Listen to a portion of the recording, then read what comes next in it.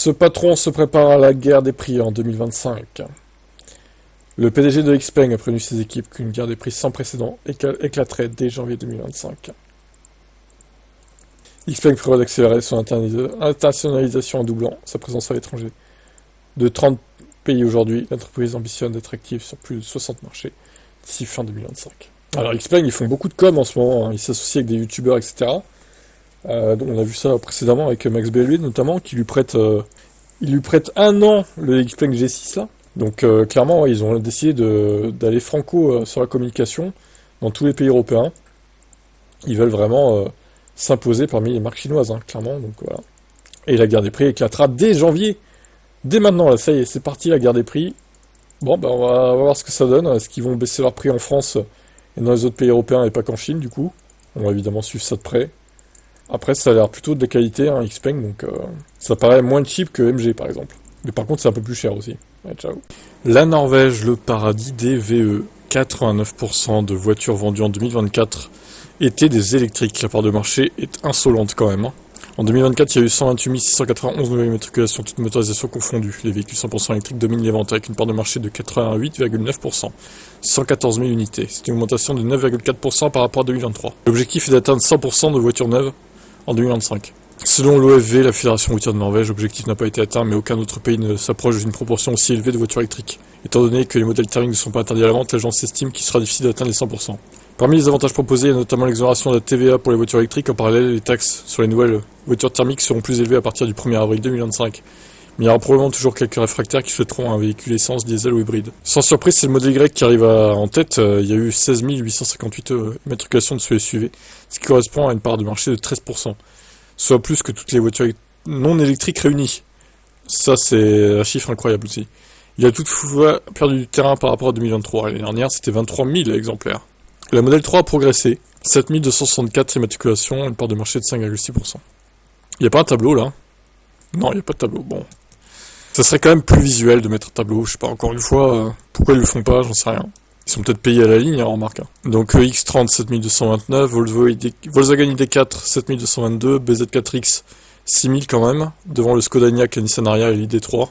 La Yaris, c'est le seul modèle hybride à figurer dans le top 10 avec 3523 immatriculations. Tesla est en tête devant Volkswagen, Toyota. Putain, Toyota quand même, ils sont nuls en électrique, ils arrivent à en vendre là-bas quoi. C'est fou, hein. C'est quand même fou.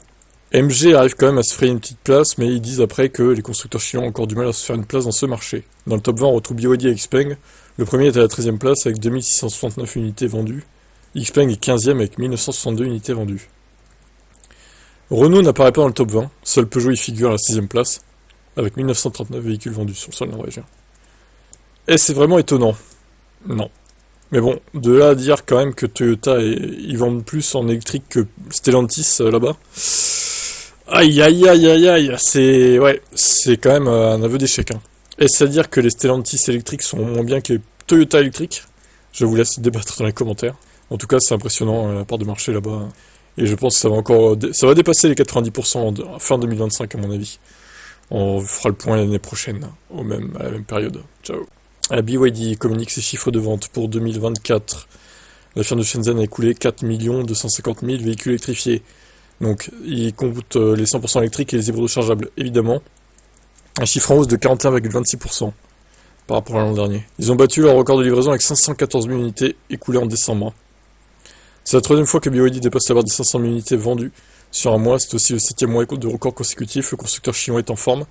Personne ne peut dire le contraire. Les ventes de modèles 100% électriques sont encore également inférieures à celles des hybrides rechargeables. En 2024, la marque en a livré 1 764 000. C'est une augmentation de 12%. Ah oui, quand même.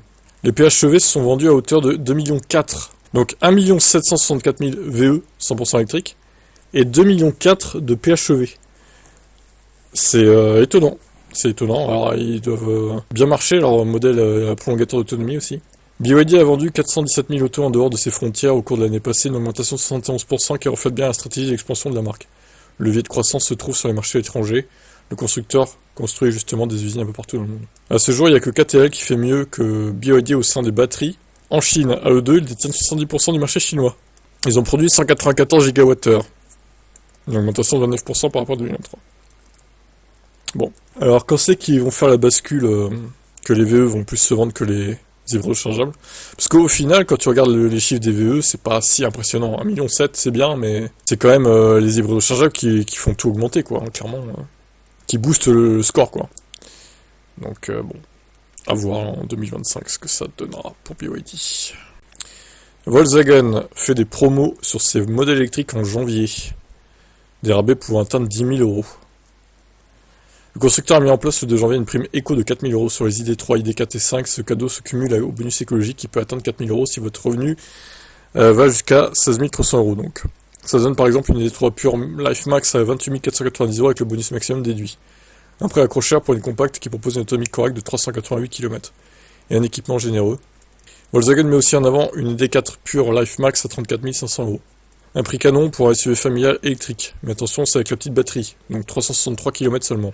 La version Pro, 572 km. L'ID7 profite d'un rabais bien plus important, le prix est sabré de 10 000 euros, ce qui donne 49 990 euros en Life Max avec 618 km d'autonomie. Ouais, bah c'est pas... Ils font un effort, mais est-ce que c'est vraiment suffisant au final ? Parce que quand tu compares une ID3 pure Life Max, donc la plus dépouillée, on va dire, avec une MG4 à 22 000 euros, certes avec la petite batterie aussi, mais bon, au final, l'autonomie est à peine moins élevée sur la MG4 que sur la ID3, quoi. Et elle est quasiment... elle est plus de 6 000 euros moins chère. 6 500 euros moins chère. Ouais, c'est quand même un sacré gap encore. Hein. Après, est-ce qu'ils peuvent avoir plus de marge de manœuvre sur les marges que justement que MG ? Pas sûr. Hein. Allez, ciao. Alors la vidéo va être très rapide, c'est pour vous parler de la Dacia Spring qui baisse ses prix. Et pourquoi elle baisse ses prix ? Parce que la version de 45 chevaux que j'avais essayé à l'époque sur l'ancienne version, qui était un veau monumental, hein, dans la côte ça montait pas quasiment, ça stagnait la vitesse, ce qui est super dangereux. Donc ils relancent cette version, du coup bah ça baisse le prix d'entrée forcément. Donc ils avaient fait le choix de mettre un moteur 65 chevaux qui était quand même, j'avais pas essayé mais bon c'était quand même mieux. Le moteur de 45 chevaux était donc parti, sauf que là il revient.